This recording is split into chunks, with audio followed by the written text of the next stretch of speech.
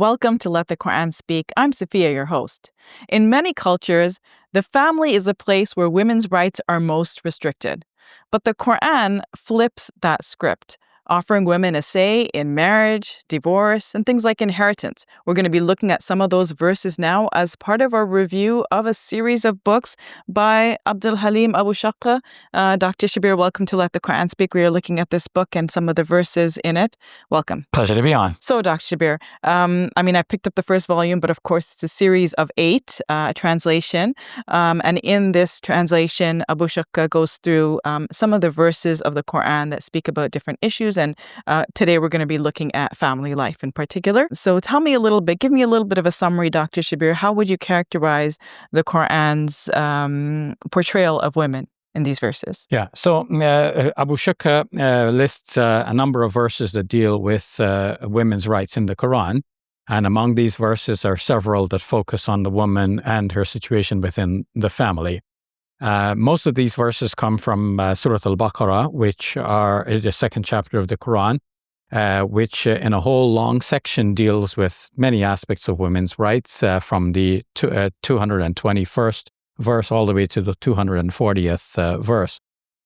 So Abu Shuqqah selects a few verses out of this. And of course, there are other indications elsewhere in the Quran as well where Abu Shuqqah is cited from.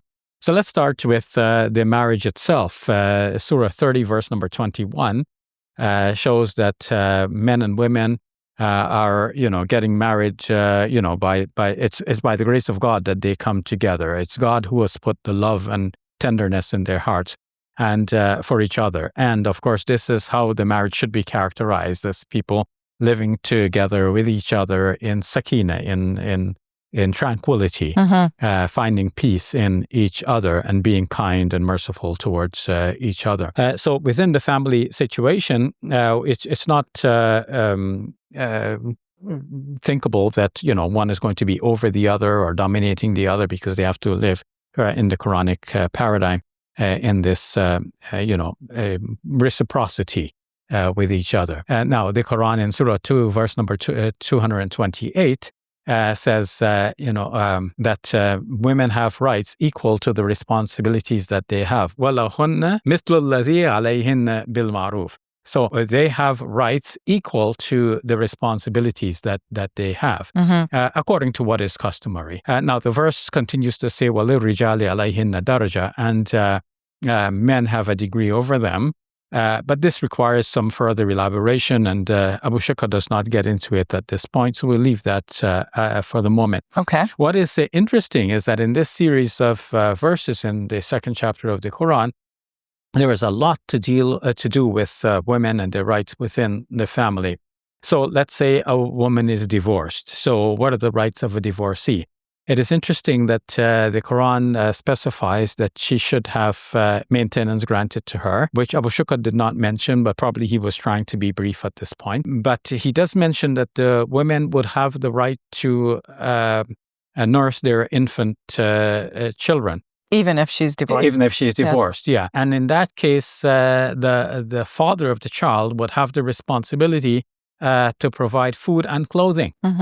So now this is interesting, because a modern court of law would be imposing, alimony payments and whatever to make sure that all is fair and square at the end of this separation. And the Quran in Surah 2, verse 229 even goes into detail, saying that the task of weaning the child, like deciding up until what time the child should be breastfed, this should be decided by mutual consultation between the divorcee and her divorced husband. And they together can decide to get a wet nurse hired for the purpose of looking after the child, which of course would free up the mother in case she wanted to go pursue her own career or whatever the case is.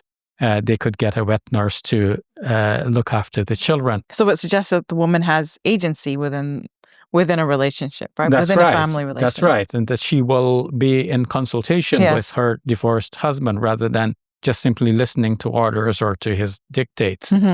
Now, divorce also has its rules, and men have used divorce as a way of controlling women.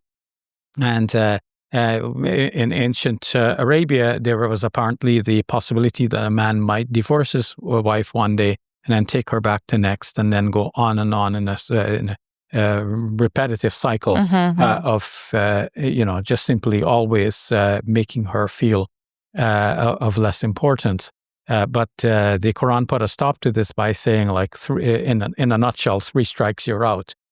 So basically, you can, let's say a man divorces his wife, then there will be a waiting period. And this apparently was for the main purpose to determine whether or not the woman was pregnant, so that paternity could not be confused.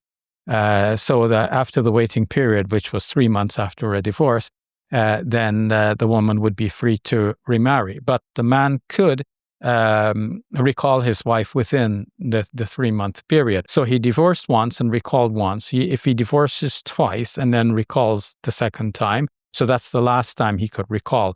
If in fact he goes forward and divorces a 3rd time, he could not recall his wife. The Quran stipulates that the only way that could happen, that they could come back together, is if she were to marry somebody else in the meantime, and if that somebody else either passes away or divorces her, then she will be free to remarry the first husband who already divorced her 3 times. This has been explained to say, well, sometimes women are quite attached to their husbands, and they will continue to bear that abuse and remain in that difficult relationship. The Quran is really making it necessary for her to cut loose for her own protection and well-being in the future. But after she's had a new experience, if she, of her own free mind, decides that, the first husband was better off for her, then, she can come back to the first husband after the stipulations that we have already mentioned. Now, there has to also be compensation for her, and compensation for her, and enough for her to live on, and so on. This is specified both in the 2nd chapter of the Quran and also in the 65th chapter of the Quran, where in the 1st verse it is said that she could not be driven out of her marital home. So all of these show that women's rights are very much in the forefront of the Quranic purview. And it's surprising that the Quran is going into details about all of these different scenarios and ensuring that a woman does have the right. Now, of course, it's interesting, Dr. Shabir, that even today it is disputed, like how much a man should, maintain his wife, after he divorces her, or things like this, right?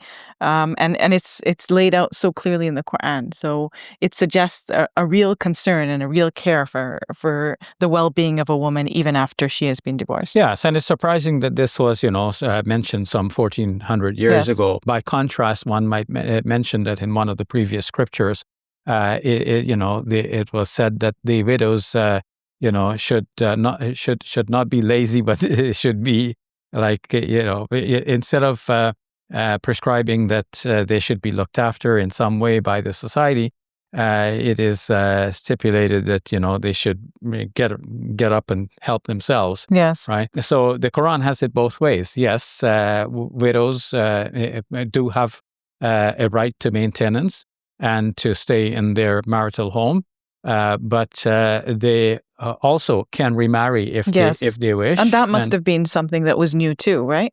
Well, yes. In some contexts, we know that women were expected not to get married, and of course, the virtue of a woman was proven in some societies by her willingness to go and have herself cremated alive on the funeral pyre of her husband. So for the Quran to be stipulating to the community, look, it's of no concern to you, فيما فعلنا في أنفسهن من معروف, whatever she does with herself, so long as she maintains decency, is of no concern to you. So it's like saying, stay out of the woman's affairs, right? That's to put it in a different way. So there is a lot that we can mention about the Quran's stipulations regarding women in the family. maybe I should close by saying that, at the end of it all, there is a question of inheritance. Somebody has died. Yes. A woman is given inheritance and her shares are stipulated. This is mentioned in the 4th chapter of the Quran, in the 7th verse, in the 11th verse, in the 12th verse, in the 176th verse. The last verse of this chapter, as if to cap it all off, the last thing you must remember as you finish reading this chapter is that women are deserving of inheritance, and not only deserving, but their inheritance is stipulated and cannot be denied. Mothers are given respect as well. In the 2nd chapter of the Quran, in the 178th verse, perhaps it is, both parents are, said to be inheritors. And, if you die leaving some wealth behind, you should make a wasiyah or a bequest. And the bequest should be first and foremost for the walidain, for the parents, which obviously includes the mother. So there's much more to look at. We can then, in our next segment, to look at verses of the Quran mentioned by Abu Shuqqah, dealing with women in general and their rights. All right, Dr. Shabir, I'm looking forward to that. Okay, me too. Assalamu alaikum. Welcome to Muslim Media Hub, the new home of Let the Quran Speak. Here we spread positivity and good. We help people experience the beauty of Islam and help them appreciate and understand Muslims. This beautiful building we purchased at cost $2.3 million. Yeah, we've already raised a third of that money, and with your help, inshallah, we can pay off the rest. So we're looking for people who can give $1,000 each. If you can be part of the select group, that's amazing. Otherwise, just please give whatever you can. Every dollar counts. It's our collective responsibility to share the message of Islam with our fellow human beings. Please help us continue this good work. It's a sadaqah jariyah, something that will continue to be a benefit to the Muslim community long after Safiyyah and I are gone. Please support our work at muslimmediahub.com. Your support is zakat eligible and tax deductible. May Allah bless you and your loved ones today and always. Assalamu alaikum. Assalamu alaikum.